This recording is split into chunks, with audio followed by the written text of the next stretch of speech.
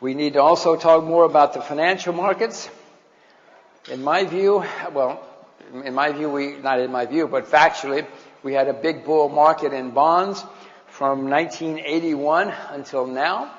Bonds essentially went up all the time. Right now they're being driven higher by the U.S. because and all central banks are doing everything they can. In fact, the U.S. government has said that it will and is buying long-term government bonds. In my view, this is going to end badly. It's not quite a bubble yet, but you have some pretty absurd things. I cannot conceive of lending money to the United States government for 30 years in U.S. dollars at under 3%. Doesn't mean it cannot go to lower rates. It did in Japan. But I will tell you that anybody who buys government bonds anywhere right now, not anywhere, but nearly anywhere, is making a terrible, terrible mistake. This is going to end very, very badly. The Japanese did drive bonds to unbelievably low rates. The Americans could do it too. But if I were you and I owned bonds, unless they were short-term bonds, I would go home and sell the bonds. All of them. If you happen to be a bond portfolio manager, I would urge you to get another job. Because you're in the wrong place at the wrong time. Your business is going to peak sometime this year or next. And you can get out at the top, and everybody will think you were a genius for getting out at the right time. Stocks certainly in the West, we're in a great bull market too throughout the 80s and 90s.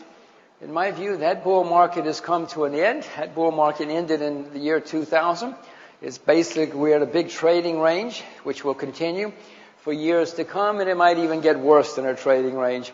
Some of you remember that in 1929, we had a stock market bubble which burst.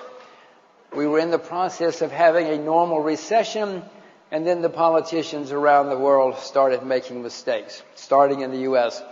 And as you know, the politicians made mistakes and they turned it into the Great Depression, which was a horrible period for at least 10 years. The way things are going right now, in my view, the American government, the English government, and other governments are making terrible mistakes. This is not the plan that they've projected at the moment. It's not going to work.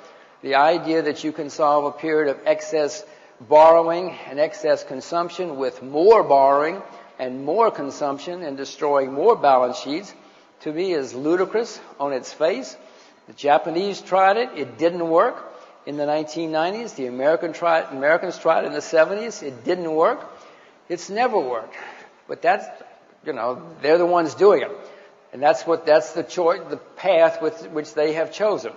So I don't think this is going to work.